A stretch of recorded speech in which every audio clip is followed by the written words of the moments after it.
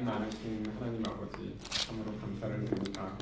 하나님, 이 자리에 저희 성도들을 불러 모아주시고 이 귀한 시간을 주님 앞에 드릴 수 있게 하심을 감사드립니다. 하나님, 저희 한 사람 한 사람이 이 자리에 모여올 때 주님께서 이 자리에 함께하여 주시고 하나님께서 말씀으로 임재하셔서 우리 가운데 거하게 하여 주시옵소서.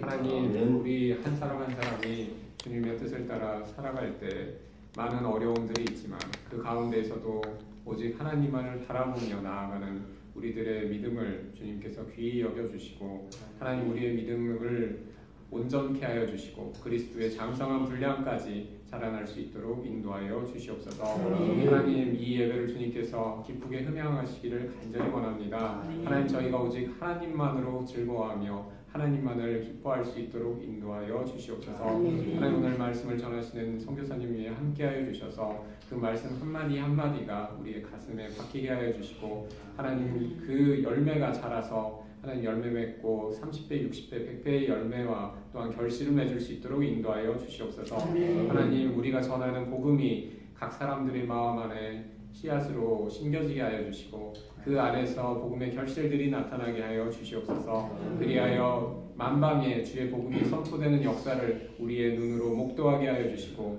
하나님의 나라가 확장되는 역사가 하나님 이 땅에 이루어질 수 있도록 인도하여 주시옵소서. 하나님, 오늘 이 예배를 귀히 받으실 것을 믿습니다. 하나님, 우리 가운데 연약하고 또 병에 걸려있는 여러 아픈 지체들이 있습니다. 하나님, 그 지체들을 주님께서 불쌍히 여겨주시고 하나님, 예수 그리스도의 보혈로 그들을 안수하여 주시고 덮어주시어서 그러한 모든 병마가 물러가게 하여 주시옵소서. 하나님, 우리 가운데 더욱더 뜨거운 하나님을 향한 열정과 소망이 있게 하여 주시고 또한 이웃을 향한 사랑이 있게 하여 주시옵소서. 하나님, 이 예배를 주님께서 기억하여 주시고 주장하여 주실 줄 믿사오며 이 모든 말씀 예수 그리스도의 이름으로 기도하옵나이다. 아멘. 오늘 말씀은 로마서 8장 12절로 11절까지입니다. 제가 가족이 이렇게 250 주고 있습니다. 자, 공부하겠습니다. 그러므로 형제들아, 우리가 빚진 자로서 육신에게 져서 육신으로 살 것이 아니니라. 너희가 육신으로 살면 반드시 죽을 것이로되 영으로서 몸의 행실을 죽이면 살리니 무릇 하나님의 영으로 인도함을 받은 사람은 곧 하나님의 아들이라. 너희는 다시는 무서워하는 종의 영을 받지 아니하고 양자의 영을 받았으므로 우리가 아빠 아버지라 부르짖느니라. 성령이 친히 우리 자녀인 것을 증언하시나니 자녀이면 또한 상속자 곧 하나님의 상속자요 그리스도와 함께 한 상속자니 우리가 그와 함께 영광을 받기 위하여 오늘도 함께 받아야 할 것이라. 생각하건대 언제 장차 우리에게로 나타날 영광과 비교할 수 없도다. 아멘. 할렐루야. 아멘. 오늘 제목은요, 하나님의 자녀란이라는 제목으로 잠시 말씀드리도록 하겠습니다. 자, 이 로마서 8장에 있는 이 말씀은 여기서 이제 대표적인 키워드를 찾으라고 하면은 종의 영, 양자의 영, 또 뭐 아빠, 아버지, 상속자 뭐 이런 이 말씀인데요. 이 당시에 로마 시대의 이 종이라고 하면은 우리가 요즘 생각하는 종의 개념하고는 많이 틀려요. 이 당시에는 이제 그 노예 제도가 있었던 그런 시대인데 이 당시에 노예는 자기의 몸값을 주인한테 지불을 하면 이렇게 자유인이 될 수 있는 그런 종이었어요. 그런데 이제 몸값을 지불하지 못하고 그 노예의 삶을 사는 이 노예들은 어떤 주인을 만나느냐에 따라서 굉장히 그 사람 대접으로 받고 사느냐 아니면 그냥 물건이냐 이 아주 극과 극의 대우를 받은 그런 사람들이 바로 종이었어요. 그래서 정말 악한 주인을 만난 그런 종들은 이제 그 종의 생명과 그 모든 권한이 이 주인한테 있기 때문에 뭐 예를 들어서 어떤 주인이 아주 악해요. 그래서 이제 그 자기 노예한테 종한테 예를 들어서 커피를 한 잔 타오라고 얘기를 했어요. 그러면 이제 그 종이 가서 이제 커피를 한 잔을 타왔어요. 그런데 그 주인이 그 커피를 먹다가 만약에 혀를 띠거나 이렇게 적정 온도가 아니었다. 그러면 그 악한 주인들은 다른 종들을 불러서 이 종의 손가락을 잘라라. 그러면 손가락이 절단되고 또 손을 잘라서 참수형을 시켜라. 그러면 그냥 손 잘라서 참수형 시키고 이런 그냥 물건이었어요. 물건. 그래서 그 신체를 절단한다든지 또 엄청난 학대를 당한다든지 뭐 생명이 빼앗기는 거는 그거는 뭐 아주 다반사였고요. 그 당시에 이 종이라는 것은 정말 그 주인의 말 한마디에 자신의 그 인생뿐만 아니라 몸까지도 절단되어지는 그런 아주 최고의 권력을 가진 왕 같은 권력을 가진 그런 이 주인이었다는 거예요. 그래서 우리가 여기서 이렇게 말을 할 때 종의 다시 무서워하는 종의 영을 받지 아니하고 이렇게 얘기할 때 우리는 그냥 심플하게 읽잖아요. 종의 영을 받지 아니하고 양자의 영을 받았으므로 우리가 아빠 아버지라고 부르시느니라 이렇게 쉽게 얘기하는데 이 당시적인 상황으로 이것을 설명하면 사실은 우리가 종의 영을 받지 않는다. 그러면 종의 영이라는 것은 주인이 있다는 뜻인데 이 무서워하는 종의 영이라는 것은 주인이 누구라는 거야? 아주 무서운 사람이라는 거야. 무서운 분이라는 거야. 그럼 여기서 영적인 차원에서 그 무서운 주인은 누구를 얘기하냐면 마귀를 얘기하는 거예요. 마귀. 그러니까 이 마귀의 종노릇하던 우리예요. 그러니까 마귀가 마음대로 우리를 장난치고 마음대로 하는 거예요. 자기 멋대로 하는 거예요.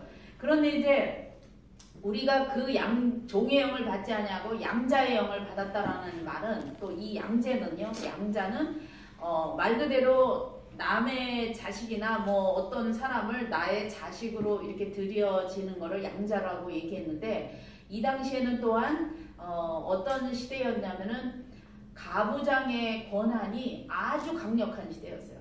우리가 요즘 생각하는 아버지의 권한 이거는 아버지라고 부를 수 없는 그 당시에는 아버지의 권한은 굉장히 최고의 막강한 권한이었는데 예를 들어서 아버지가 자기의 재산이나 어떤 그 소유나 자기의 위치를 자기 자식 아닌 자기 자식이 예를 들어서 아들이 5이나 있는데 아들이 다 이렇게 똑똑하지 못하거나 아버지 마음에 안 들거나 그러면 아버지 그 사람이 자기 그 집안에 있는 노예를 양자로 섞기도 하고요.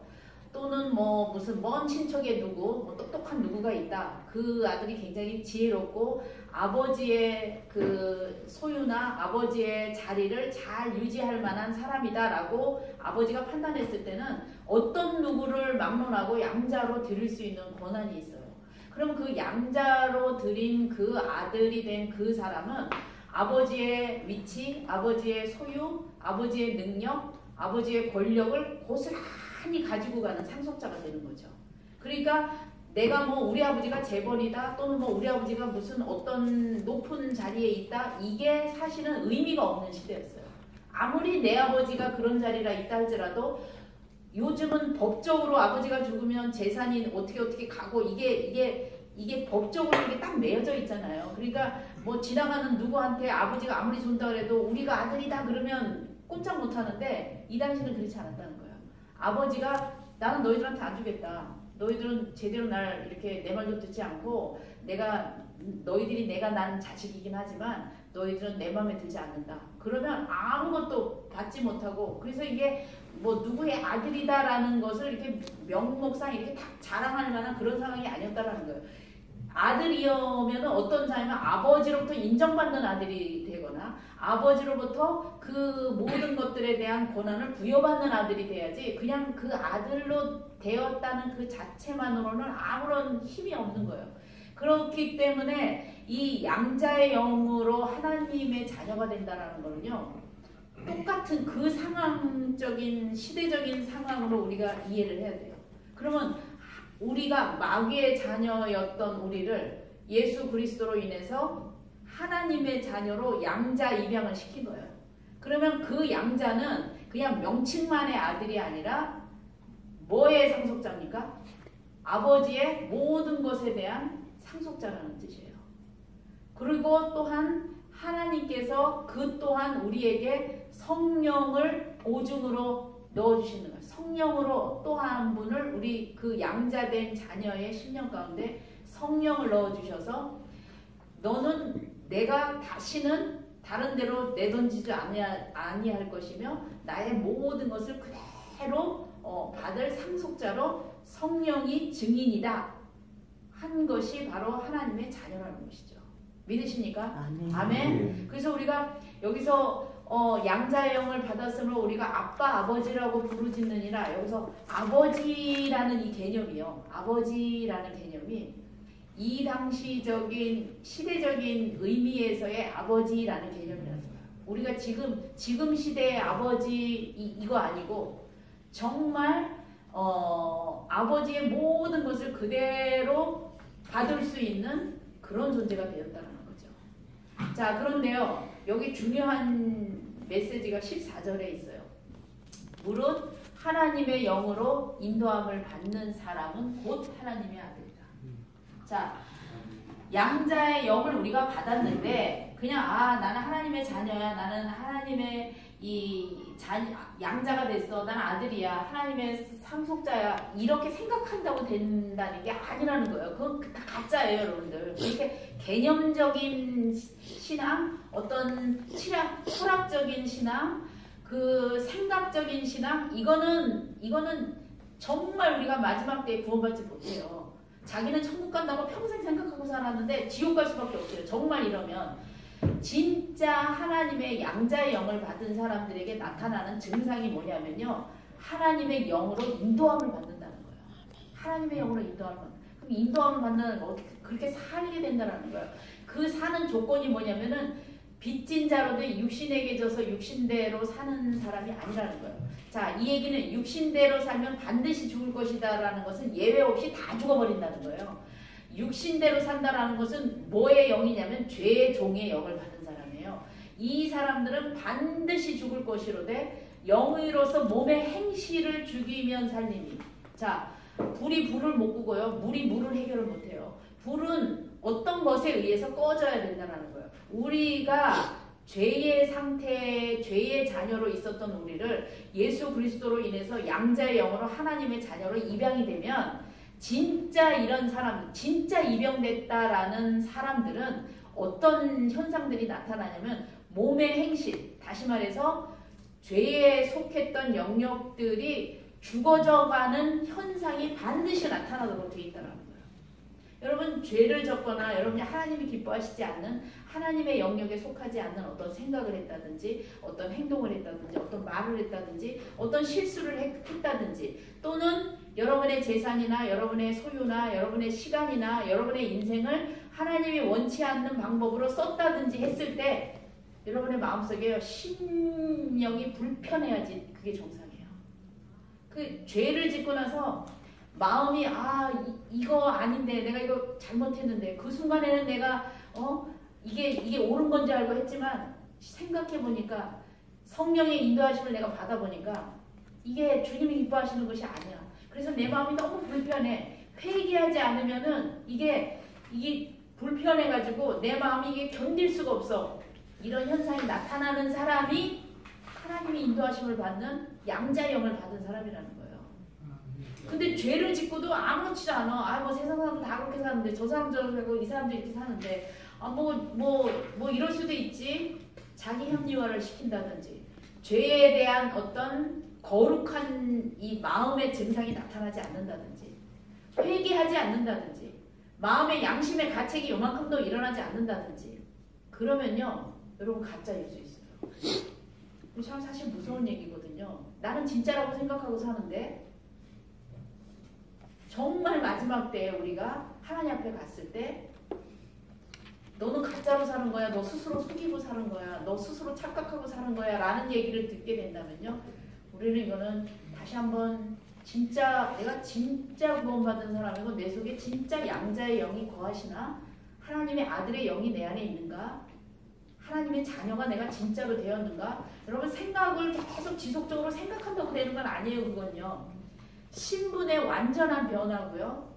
신분의 완전한 변화를 가진 사람은 바뀌도록 되어 있어요. 예수님을 한 번이라도 제대로 인격적으로 만난 사람은요. 다 바뀌었어요. 한 사람도 예외 없이. 다 바뀌었습니다. 다 변화가 일어나요. 그런데 내가 예수님의 자녀라고 예수님의 영이 내 안에 거한다고 나 스스로를 믿고 나 스스로를 생각하고 나도 그렇게 그런 줄 알고 살고 있는데 내 삶 속에 내 심령의 변화, 내 삶의 변화 그리고 내가 어떤 하나님이 기뻐하지 않는 죄의 모습을 지녔음에도 불구하고 내 안에 갈등조차 일어나지 않고 그냥 오늘도 그 죄를 또 짓고 또 짓고 또 짓고 또 짓고 그래서 이제는 마치 그냥 그게 그냥 나인 것처럼 이렇게 느껴진다면 여러분 가짜일 수 있다는 거예요. 여러분의 믿음과 여러분의 구원이 그게 착각일 수 있다는 거예요. 정말 성령의 영으로 보증이 우리 안에 서지고 하나님의 영을 받은 그래서 하나님을 아버지라고 부르는 이 확인된 구원의 이 신분을 가진 사람들은 반드시 몸의 행실을 악한 영으로 움직이는 것에 대한 육의 행실을 죽이는 현상들이 나타나게 된다는 거죠. 그렇기 때문에 우리가 이 두 가지 주님의 영을 내 안에 받아들이는 주님을 영접하는 인격적으로 만나는 이 고백이 있었다면 반드시 따라와줘야 되는 게 하나님의 영의 인도하심을 받는 것. 이 증상이 같이 따라붙어야 돼요. 오늘날 많은 이 신자들의 이 모습 속에 한 가지는 있어. 구원받았니? 언제 내가 예수님을 영접해서 내가 입으로 고백했어.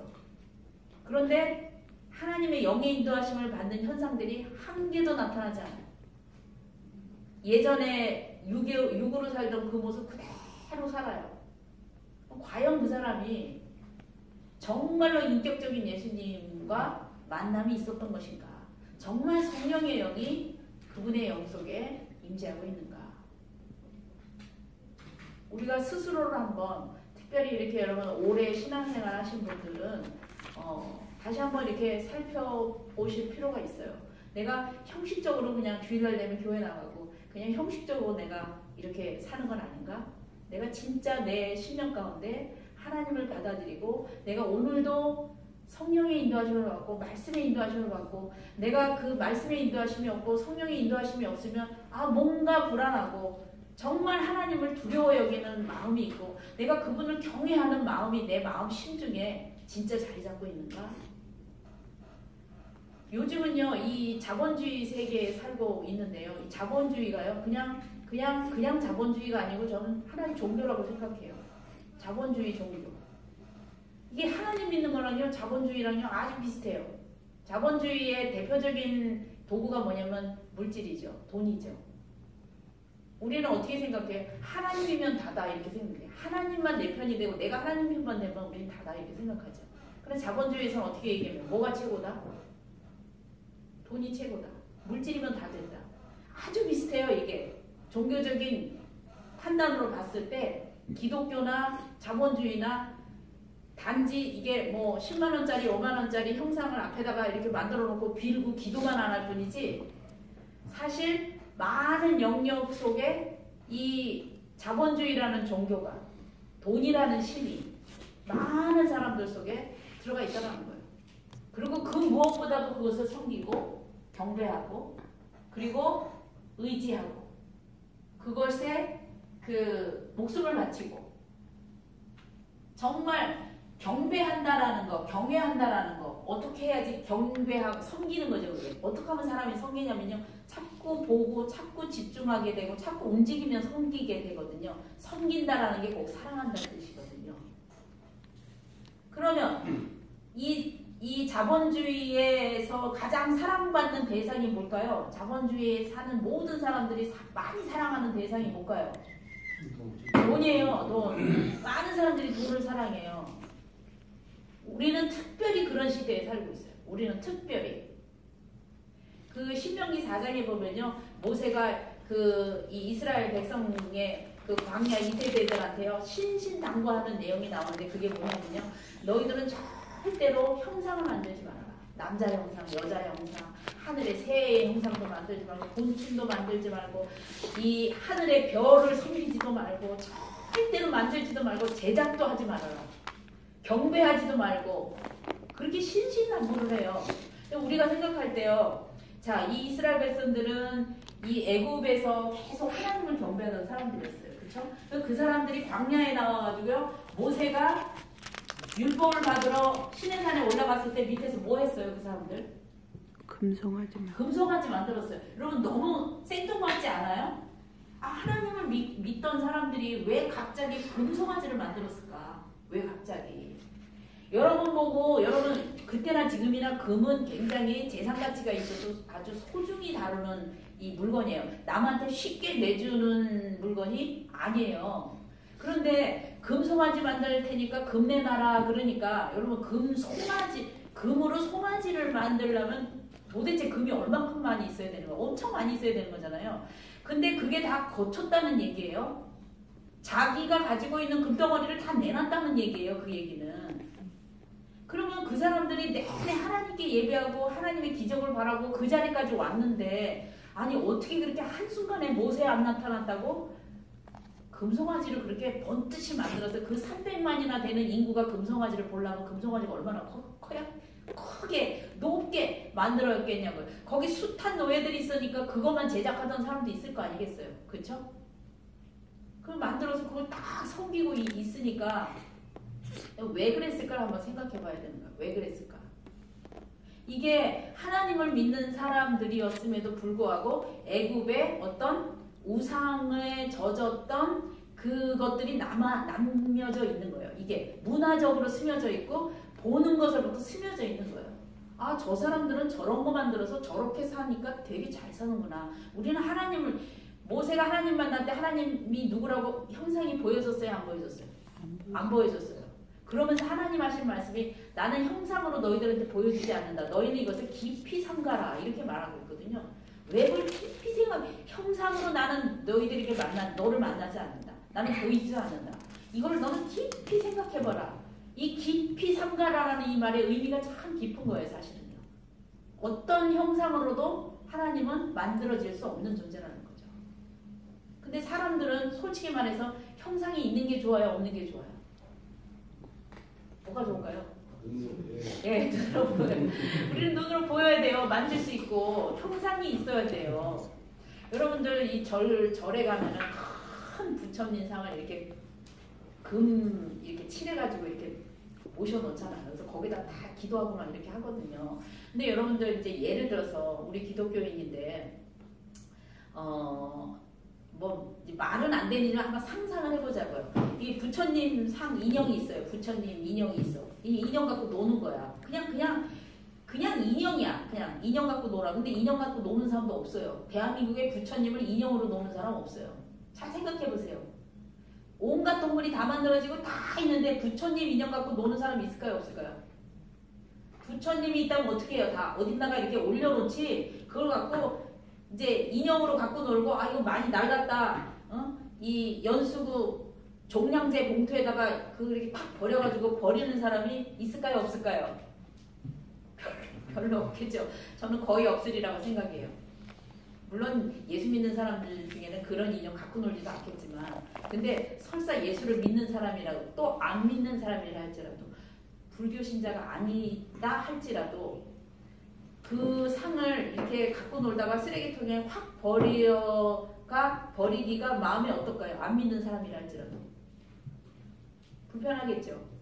왜냐하면 이게 보여진 게 있거든요. 이렇게 자기는 불교 안 믿는다 할지라도 보여지고 들어지고 이 문화 속에 알게 모르게 이렇게 들어간 것들이 있어요. 알게 모르게 들어간 것들. 그러니까 어떻게 보면요, 저는 이런 생각도 들어요. 사실 영화에 보면은 막 귀신 나타났다 그래서 신앙도 하나도 없는 사람이 십자가 들이대면은 막 귀신이 나가고 그런 영화 가끔가다 이렇게 나오잖아요. 근데 우리 기독교에도 이제 십자가를 상징적으로 많이 이렇게 걸어놓고 쓰기도 하고 하는데, 십자가에다가 우리가 그 십자가를 바라보는 우리의 믿음이 중요한 거지. 그 십자가 자체가 무슨 능력이 있는 줄 알고 그 십자가 자체에 너무나 많은 의미를 부여하면 사실 그것도 우상이 돼. 우상. 하나님 이뻐하잖아. 금송아지랑 똑같은 거야. 그게 형식만 우상, 형식만 십자가지.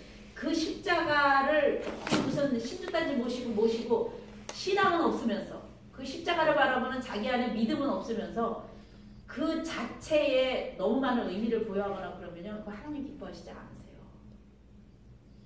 그래서 이 자본주의가 우리의 의식 속에요. 돈이 필요하다고 쓰레기통에 버리는 사람 아무도 없죠. 그렇죠? 그건 고의 간직하죠. 아주 귀한 장소에. 그렇죠? 이게 우리는 여기 있는 사람은 물질을 숭배하거나 경배하거나 그러진 않아요. 그런데 그러한 분위기 속에 우리가 살고 있다는 거예요. 가나안에 들어가면 또 거기 또 마찬가지예요. 거기도 어마어마한 우상이 판치는 모든 형상을 제작해놓고 섬기는. 그러니까 이 모세가 제작도 하지만 제작 자체도 금지하게 만들어요. 어떤 것도 만들지 말아요.